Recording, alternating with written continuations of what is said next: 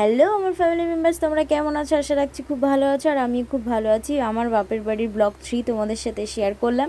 তো এদের কাল রাত্রি আজকে তো আমরা সারা রাত জেগেছিলাম। যেহেতু সারা রাত জেগেছিলাম তো খুব গল্প করছিলাম, আমার বান্ধবী ভাই অনেকেই ছিল। তো এবার বৌদি ছিল, তো আমরা সবাই মিলে একটু আনন্দ করছিলাম। রাত আর সেভাবে ঘুম হয়নি, তো রাস্তায় একটু হাঁটাহাঁটি করছিলাম। আর এই সন্ধ্যা তারা ফুলগুলো হয়ে রয়েছে, এত ভালো লাগছে। আর এই সন্ধ্যা তারার ফুলগুলো দেখলেই না আমার ঠাম্মার কথা মনে পড়ে, কারণ ঠামার নামও সন্ধ্যা ছিল। তো এই জন্য আমার খুব খারাপ লাগে। আর এই ফুল দিয়ে আগে ছোটোবেলায় কি সুন্দর করে আমরা ছোটোবেলায় খেলা করতাম জানো তো, সাজগোজ করতাম এই ফুলগুলো নিয়ে। আর অনেক রকম কালার হয়েছে জানো আমাদের বাড়িতে। তো এবার আমি ওই পাশে জঙ্গল বলে আর রাতের বেলা গেলাম না। তো এটাও একটা হলুদ ফুল আমি দেখাচ্ছিলাম। আগে খুব সুন্দর করে এগুলো দিয়ে ঠাকুরকেও সাজাতাম, আমরা সাজতাম নিজেরা। তারপরে অনেক সকাল হয়ে গেছে, আমি আর তোমাদেরকে কি বলবো, এত ঘুমে ফেটে যাচ্ছিল চোখ। তারপরেও জেগে থাকতে হবে, কিছু করার নেই। তারপর আমাদের এখানে ইট রেখেছিল, ওখানে না করলা গাছ হয়েছে, তো আমি দেখাচ্ছিলাম যে করলা। আর সকালে তারপরে সকাল হয়ে গেছে, সকালে সব কাটাকুটি করে দিচ্ছিলাম।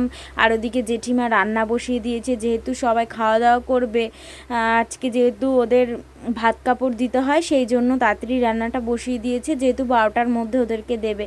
তারপরে কাকা কাকিকে একটু ঠামা আশীর্বাদ করে নিল। তারপরে কি চান করতে হয় ওদেরকে, তো এবার ওই জন্য চান করার জন্য কাকা কাকিমাকে কলপারে নিয়ে চলে এসেছে। আর পিসমশাই তো ওদের জোর করে গায়ের মধ্যে জল ঢেলে দিয়েছে। আর এত ভারী কলসি যে 3জন মিলে তুলতে পারছিল না মেয়েরা, ওই জন্য পিসমশাই একটু হেল্প করে দিয়েছে। তারপরে একটু কাকাকে আশীর্বাদ করে দিল, কাকিকে আশীর্বাদ করে দিল। তারপরে ওরা চলে গেছিলো ঘরে।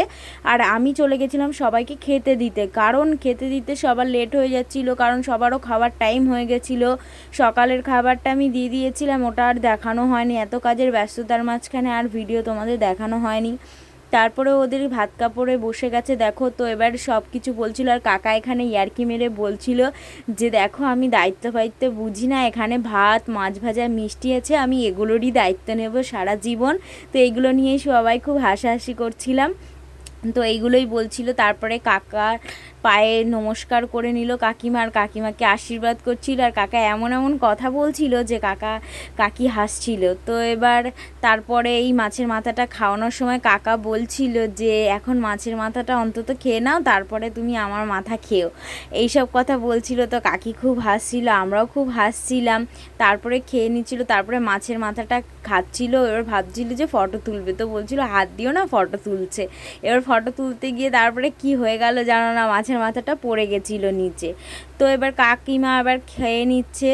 এবার কাকা একটুখানি খাইয়ে দিল, কাকা এবার নাকি খাইয়ে দিতে হয়, এক থালায় খেতে হয়। তারপরে কাকিমাও কাকাকে একটুখানি খাইয়ে দিল। তো তোমাদের কেমন লাগছে আমার ব্লগ অবশ্যই কিন্তু জানিও কিন্তু আমাকে। আর এইভাবেই আমার পাশে থেকো। তো এখানেই টাটা, বাই বাই, সবাই ভালো থেকো, সুস্থ থেকো।